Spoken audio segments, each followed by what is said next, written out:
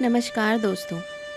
पूतना वध के बाद गोकुल में सब कुछ धीरे धीरे सामान्य हो गया था, लेकिन कंस का डर अभी भी खत्म नहीं हुआ था। उसे लगता था कि नंद बाबा का छोटा सा बच्चा ही उसकी मृत्यु का कारण बनेगा, इसलिए वह बार बार राक्षसों को गोकुल भेज रहा था। एक दिन नंद बाबा के घर छोटा सा उत्सव हो रहा था। गोकुल की गोपियाँ और गांव के लोग नन्हे कृष्ण को देखने आए थे। घर में खुशी का माहौल था। माँ यशोदा कृष्ण को नहलाकर, सुंदर कपड़े पहनाकर और प्यार से उन्हें सुला देती है। घर में काम बहुत था, इसलिए माँ यशोदा ने कृष्ण को एक पुराने छकड़े के पास सुला दिया ताकि वे आराम से सो सकें। किसी को यह नहीं पता था कि उसी छकड़े में कंस द्वारा भेजा गया एक राक्षस छिपा हुआ है। उस राक्षस का नाम था सकटासुर। वह सही समय का इंतजार कर रहा था। थोड़ी देर बाद नन्हे कृष्ण जाग गए।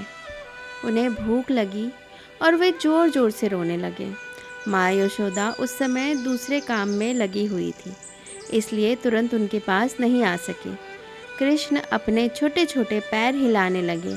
खेलते खेलते उनका पैर उस छकड़े से टकरा गया, लेकिन वह कोई साधारण ठोकर नहीं थी। जैसे ही कृष्ण का पैर छकड़े से लगा, वह भारी छकड़ा अचानक पलट गया और जोर से टूटकर गिर गया। उसी के साथ उसमें छिपा हुआ सकटासुर भी खत्म हो गया।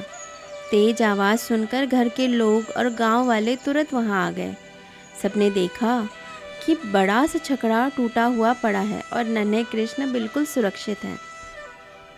कुछ छोटे बच्चों ने कहा कि कृष्ण ने पैर मारकर छकड़ा गिरा दिया, लेकिन बड़े लोगों को ये बात समझ नहीं आई।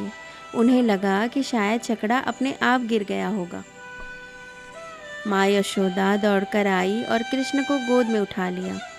उन्होंने प्यार से उन्हें सीने से लगाया और भगवान से प्रार्थना करने लगी कि मेरे लल्ला की हमेशा रक्षा करना।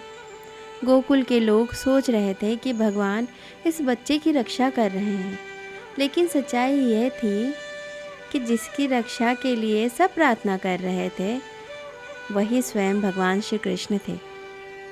यही कृष्ण की अद्भुत बाल लीलाएं हैं, जो हमें बताती हैं कि भगवान जब धरती पर आते हैं तो वे अपने भक्तों को आनंद भी देते हैं और उनकी रक्षा भी करते हैं। जय श्री कृष्ण।